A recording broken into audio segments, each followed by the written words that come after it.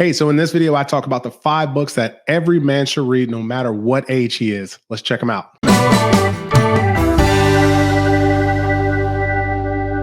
Hey guys, Josh Ashford, Dads on Purpose. And what we do here on this podcast is we empower fathers to be the best versions of themselves through education, entertainment, and engagement. So how do we do that? We do that through podcasts, we do that through product reviews, and we do that through book reviews and suggestions. Do us a favor, if you hadn't hit the subscribe button, go ahead and do that right now. And make sure you turn on those notifications so you can know when we put out new videos and new content, because we definitely want to stay in touch. What we're going to do today is we're going to talk about 5 books that I think every man should read, no matter what age he is. And at any time during this whole video, you can go ahead and check out the description box. I'm gonna have a summary of all the books so you guys can just check them out right there. Let's jump into these books. So I know when people do these, they usually have like a stack of all the books that they're reading so they can show them to you and hold them right there. But what I'm gonna do is I'm actually just gonna put them back here on the screen, because I'm gonna be real, like I don't like to read. Most of my books I listen to on audio just because it works better for me. I can do it while I'm working, I can do it while I'm driving. I don't actively enjoy sitting down, but I enjoy the knowledge that I get from the books. The first book is actually like really one of my favorites. It's called To Hell with the Hustle. It's by Jefferson Bethke. This book is one of my favorites. Like, it's the whole premise of it is to get away from the hustle and bustle of everything. Like we put so much pressure on ourselves to reach certain goals, but you can still reach those goals without the pressure. And so one of my biggest like aha moments from the book is in the book, they talk about getting away from being a man that reaches certain goals to being a man that becomes something. So one of the examples in there that they give is like, instead of saying like you're going to work out 6 days a week, which is really, really friggin' hard, say that you're going to become somebody that works out more. Like whatever that means. So that way you're not putting a limit or a restriction on yourself saying like, yo, I got to get there. I got to get there. Because here's the thing, life happens. And especially if you're like me, like I'm married, I have 2 kids, I have a full-time job, I have YouTube, I have so many things, and life happens. And maybe I don't get to the gym 6 days out of the week.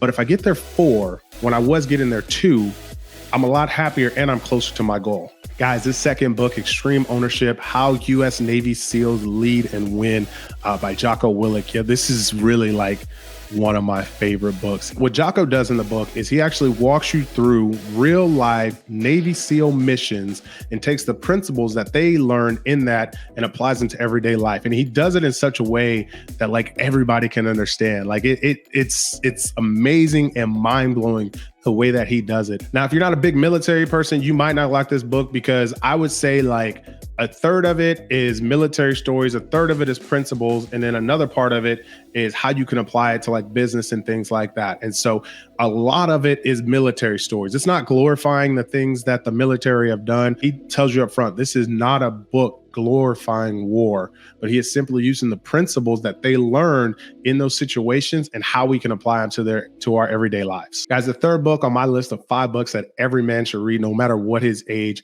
is Eat That Frog by Brian Tracy. I'm absolutely positive that you guys have heard of this book, and it is absolutely fantastic. It's not a really long and complicated read, and to be perfectly honest, like you could probably figure out what the book is about by just reading the title. Like it's Eat That Frog, 21 great ways to stop procrastinating and get more done in less time. And let's be honest, if you give us 5 days to do something, we're going to take 4.5. So the whole book is helping you figure out how to stop procrastinating and get more things done. Because like I said before, like we are busy people. We all have really busy lives. And so why not figure out how to get more done in less time so we can have more time to do the things that we enjoy? Eat That Frog, Brian Tracy, one of my favorite books. Number 4 on my list is Rich Dad, Poor Dad. And I know, everybody says, you got to read this book. You got to read this book. Well, that's because you got to read this book. Robert Kiyosaki, man, the way that he explains, I don't even know if he had a rich dad and a poor dad. I don't even care.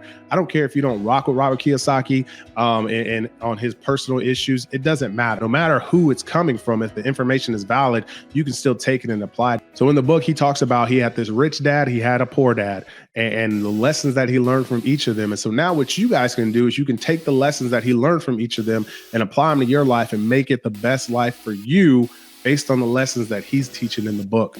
Rich Dad, Poor Dad, Robert Kiyosaki. And the number 5 book on my list, guys, is The Heart-Led Leader by Tommy Spalding. I keep saying this is one of my favorite books because all 5 of these books are really some of my favorite books that have really just shaped my life. But what Tommy does is he tells these different stories about leaders that still looked at profit and maximizing money and things like that, but they looked at it from the heart aspect. So one of the stories that he tells in the book is about Angola prison in Louisiana, which was like in the 90s, was like one of the most deadliest and bloodiest prisons in all of the US. What the warden in Angola did is he went in there and he looked at it like, hey, how can I actually help move these men from here to here? Like when they get out, how can I make sure that they are the better person? I mean, but the truth of the matter is, I think 97% of the people in Angola were on death row, so they weren't getting out.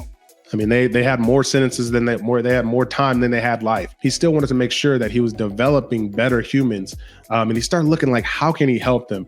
And now I don't know the actual statistics of now, but I think Angola is one of the safest prisons now.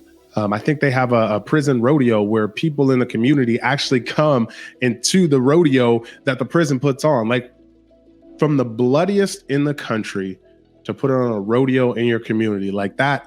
That's what Tommy Spalding in The Heart-Led Leader is talking about. Those are some of the things that you can take from these books and really start looking at it like from the heart and like really understanding like a lot of things in this world are heart issues and they're not business issues. So The Heart-Led Leader, Tommy Spalding. So that's it, guys. Those are my 5 books that I think every man should read, no matter what age he is. Y'all, if y'all appreciate this information, go ahead, hit the subscribe button so you can get more videos just like that, whether it's book reviews, product recommendations, or you can check out our podcast. Take care. We'll see you in the next one.